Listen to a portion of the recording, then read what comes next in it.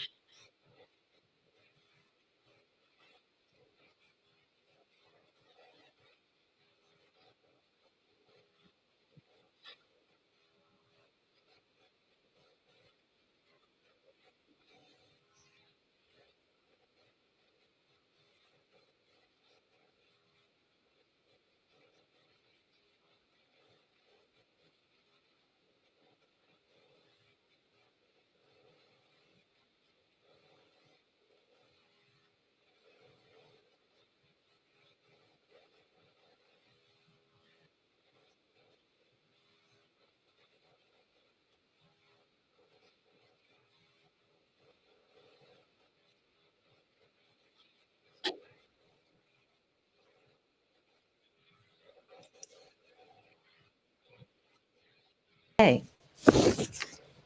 I just realized I didn't have you on the camera. Uh-oh. Oh boy. Okay, here I am. Sorry, folks. I'm pretty sure you heard all that, but Could they I hear forgot to me? bring Karen up. Oh my gosh. I don't know what it was. Here I am. Here I am. And Thank you so for I that. Yeah. know you wanted to talk a little bit about how you titled this, Lisa, Dignity. Yes, yes. And before I get into the dignity and the regret, which is part of, is part of what happens when you don't do it the best way possible. But did you say when you did go through mediation, but was it bad mediation? Like, did you realize it could have been a better mediation? Because I was kind of confused about Yeah, that. I understand because I am a mediator now. The way we went through mediation, and remember, this was 9 years ago, so things have changed, fortunately, but I was in a room with my attorney, My ex was in a room with his attorney. I never saw him. We had no communication. And the mediator came in and she went back and forth to both of those rooms. And we started at 9 o'clock in the morning. And at 6 o'clock in the evening, I said, I'll sign it. I'll sign the agreement. I can't take this anymore. Because what they were saying was, if you don't come to an agreement, you're going to probably end up having to go to court. So being where I was emotionally, as I mentioned, how I couldn't think straight. And then after all those hours, 10 hours of being in there, I had to make a decision and I had to agree to something. And that is not how mediation is done anymore. I can tell you that right now. It's such a kinder, more gentle approach where mediations, we only do 2-hour blocks at a time. So you're only doing 2 hours at a time. And the way we try and do it is that we're in the room with both the husband and wife. And it's a place of, they both agree to decide they want to do this process. So it's a self-determination process. And that's not the end of it. So that's a 2-hour meeting. And then we have many other 2-hour meetings so that you have time to process what you're going through. So that's how it's different, Lisa. Okay. That makes sense to me. That makes sense to me now. And so I'm just going to, because I had to, I wanted to look up the words dignity and regret so that we understand what these terms mean in the context of going through a divorce and mediation and that kind of thing. So dignity, according to the dictionary online, means bearing conduct or speech indicative of self-respect or appreciation of the formality or gravity of an occasion or situation. So I think the very first thing is being really aware of the gravity of the situation and wanting to respect yourself as you go through this process. Not that you want to disrespect the other person, but you definitely want to have this respect, I think, for both parties. And then the regret is to feel sorrow or remorse for an act that is done in the past. And it could even be almost immediate regret, right? Like we've done things where we're just like, oh my gosh, why did I say that? That kind of thing. So can you tell us where regret comes from during a divorce? Sure. I would say when I tell people what I do, that I'm a divorce coach, I can't tell you how many times they say, oh my gosh, I wish I'd known someone like you when I went through my divorce. So there's that regret that they didn't have that person who could help them to understand their different options, who could be their thinking partner and help them navigate through the divorce process so they know that they're making the best decisions that they can with the rest of their life. There's so much fear around what's happening. So when you have all this, fear and anxiety and grief and loss, how are you supposed to make a good decision? And so, Lisa, that's what I see as a huge regret, is that they didn't take time. And that was the other thing I really, want to emphasize is take time to get information, to look at your options so that okay, I just need to settle down here. I have some options instead of being forced into this wind tunnel and expected to make all these decisions in the heat of the moment.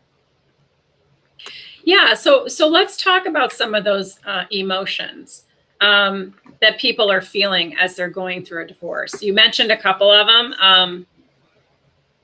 What else? What else are people going through? Yeah. So I'd say one of the biggest things that we kind of forget about is that we're going through a grief and loss time.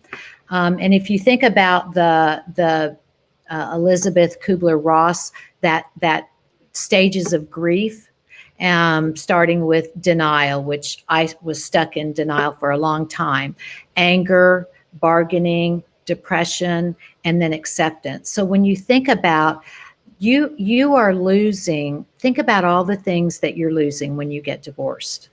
You're losing probably some security. You're losing your relationship with your partner. You're losing the community maybe that you've been in. You're losing maybe friends, extended family. It's a huge loss. And so that's probably one of the biggest things that I think people fail to realize is that we're grieving. And then, of course, if you're dealing with a situation that you didn't want, anger, resentment, hurt, shame. I know one of the things I really think about when I was going through mine and how I felt, I was ashamed and embarrassed that what were people thinking? What were people saying about, oh my gosh, they're getting divorced? I was embarrassed. So all of these emotions, and there again, you're expected to pull it together and make good decisions about your future lifestyle. Yeah, so I'm wondering how I think fear is a big emotion because of all the things you said, of all the loss, and wondering maybe how you're going to make it on your own, or there are children involved, and when are you going to see them? You're going to see them less than how you do now, and all of that kind of stuff. How can people work through these fears through some thought work? Like, do you have any suggestions of how people can face these fears rationally and give them some time, give it time to really think, and maybe break down one fear? Sure. So, and that's so good. And I know you do a lot of that work with people, the thought work. And so, and you're exactly right. Breaking it down is probably critical, because all of that stuff, when you think about the left side and the right side of the brain. So the right side is that part of the brain that's that fight, flight, or freeze piece, our basic instinctual part of the brain. Well, that's where most people are with those negative emotions, the anger, the fear, the sadness, all of those things. That's where everything is going on. And then the other side of the brain is that rational side where you're, the good feelings and let's talk about your options and making good decisions, and the rational side. But if you're stuck in that place of all of that, those heightened negative emotions, what you're talking about is how do we change those thoughts? And I think one of the things to do is to look at the stories that you're telling yourself, right? So what are the messages you're giving yourself? What are the sentences you're saying? I'm never going to be happy again. I'm losing everything. I'm never going to meet someone again, right? So all of those things. So to take time to process those feelings, process those thoughts, and make that shift so that you can begin to say, I'm not happy now, but I'll be happy again one day. This is not going to last forever. I will figure out what I'm going to do. Those kinds of things. And I think those are that's the type of work you do as well, Lisa. Yeah, I was thinking about a thought like I will be alone, and then taking that to inquiry. Like, well, is that really true? Can you be absolutely certain that that's going to be true? And really and truly, it isn't. It's not necessarily true. So, and if it's not universally true, then can I release this thought somehow? Maybe even bridge the thought. Like, I'll be alone for a little while, but I won't be alone forever. Something like that. Yeah. I love that. I love that. Absolutely. Absolutely. Okay, so I'm reading my question here because I can't remember. I can't memorize my questions.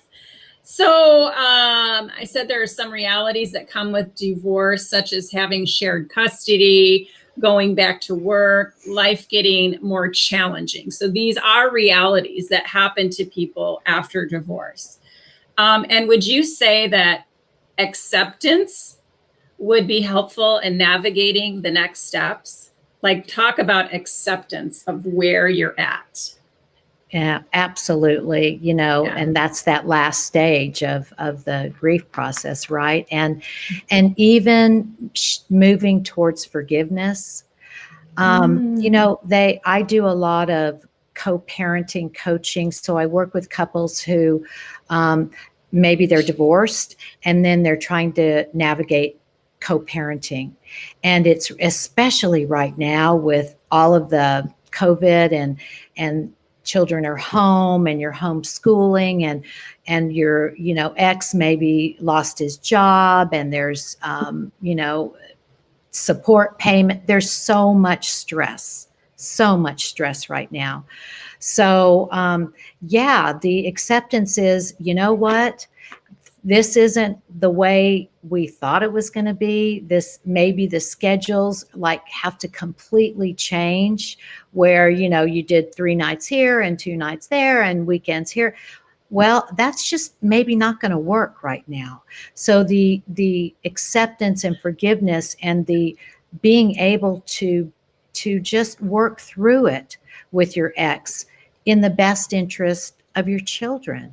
And that's really the goal, is what's the best thing for your children right now. It's hard on them as well. They're stressed out too. They're not seeing their friends. They're not they're out of their routine. So how can you work together to accept the situation and make it the best that you can when you co-parent with your ex?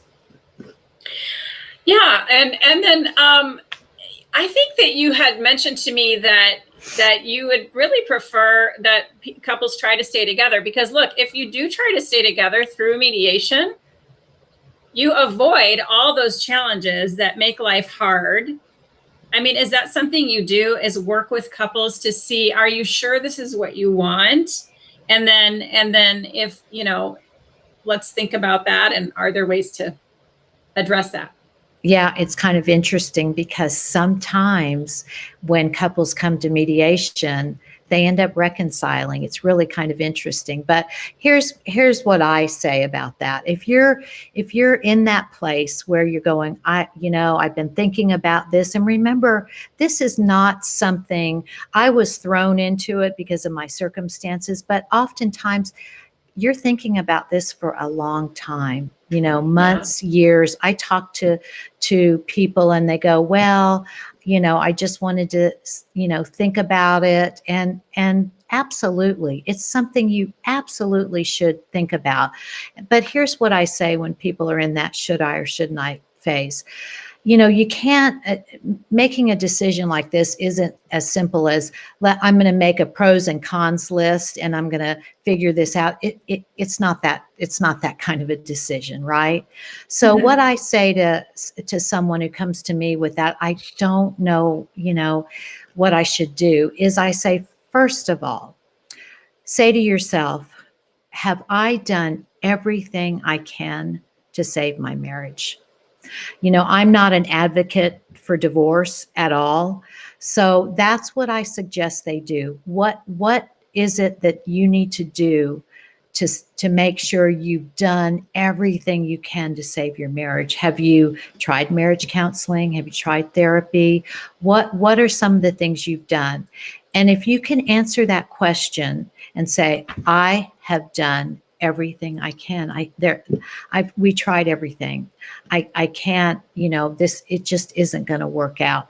Then I take them through a process of what their next step should be and how to go about doing it peacefully, kindly, so that it's the tone is set in a different way when you start talking with your spouse about what you may need to do, whether you need to separate or think about divorce.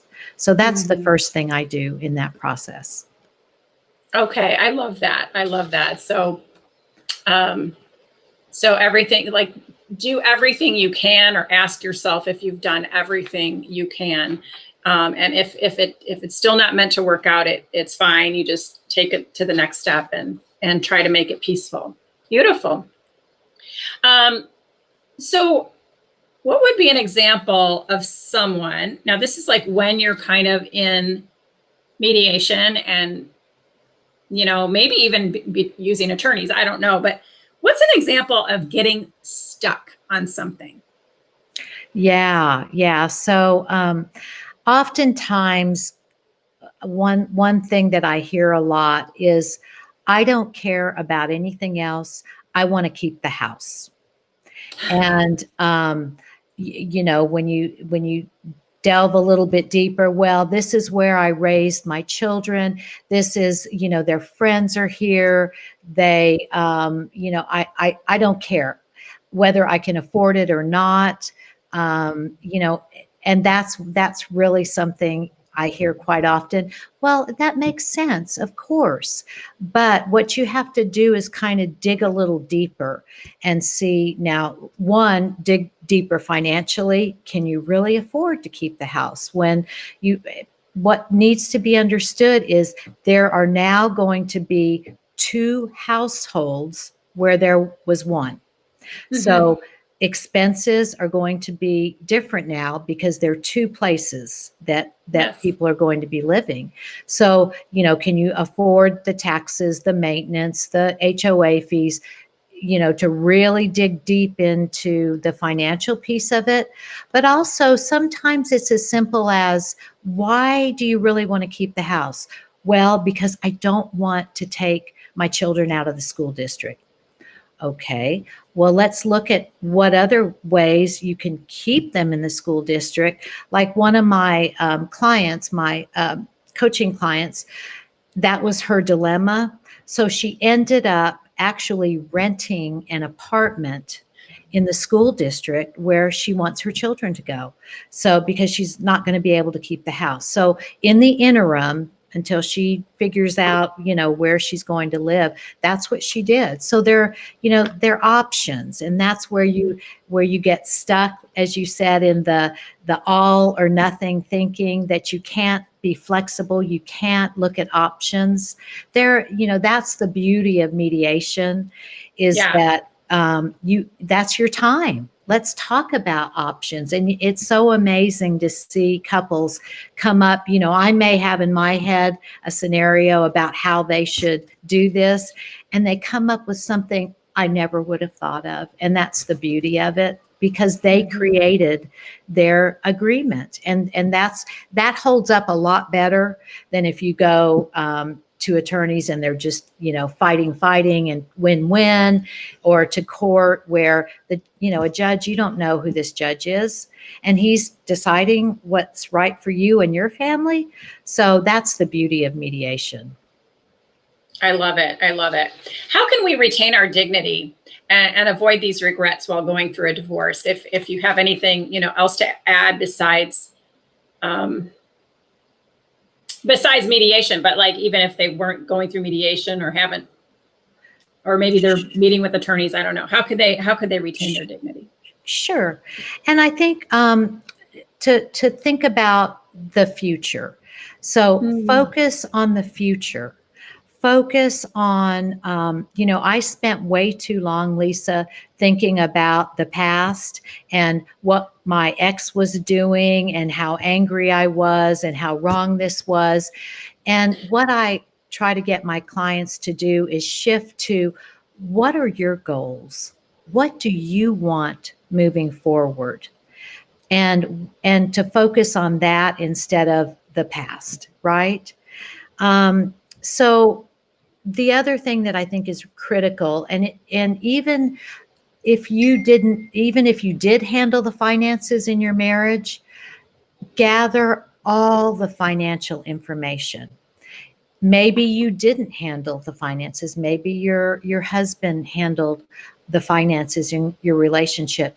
It's time for you to know what's going on.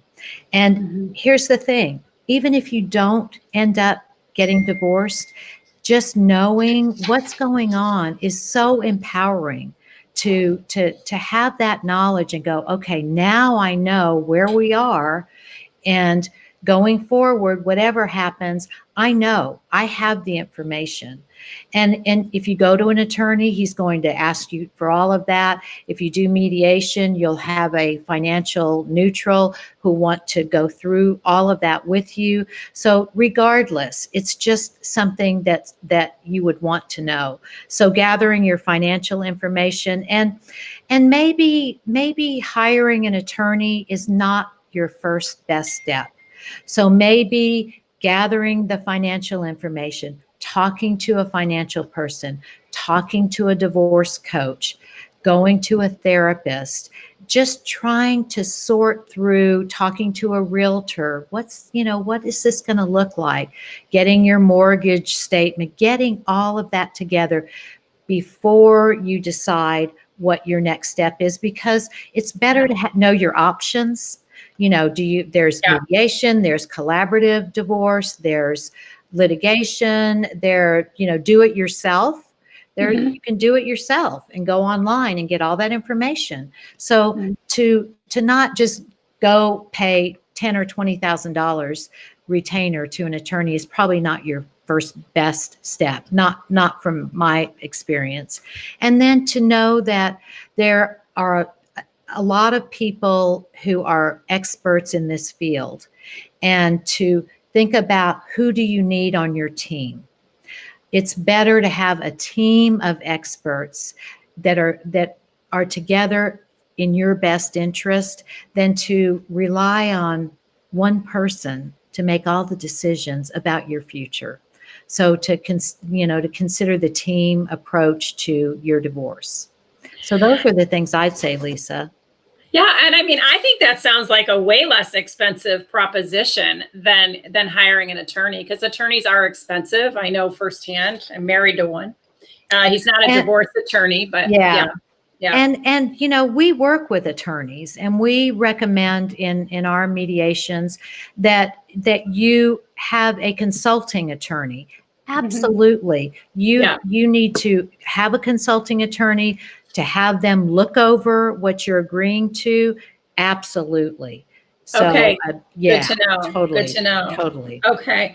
And then what are the best practices, or what are some of the best practices to support oneself going through this process? And I'm talking about really taking care of yourself, Yeah, and self-care is so critical, even more so than any other time, that you're putting yourself first, and you're maybe even doing some things you didn't do before, like meditation or journaling, or a support group. I do a support group for women.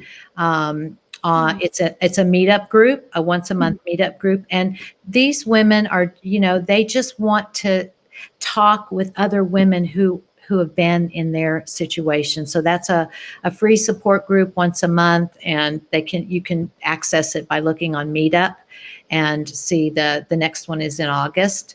So yeah, I mean, you need support from family and friends. This is one of the worst experiences that, we go through. When you think of it this way, Lisa, divorce is the second most stressful event that we experience. The first is the death of a spouse or a child, and divorce is the second. So if you look at it from that perspective, there's not much, other than those big losses that are worse than this. Are you hearing that noise? No. Oh, that's interesting. Okay. I'm hearing this really strange noise. Anyway, Oh. sorry about that. I didn't mean to interrupt. That's okay. What was I going to say? I guess for those of you listening who are already in the middle of a divorce and you've already hired attorneys and it's gotten ugly, don't feel bad that you didn't go the mediation route.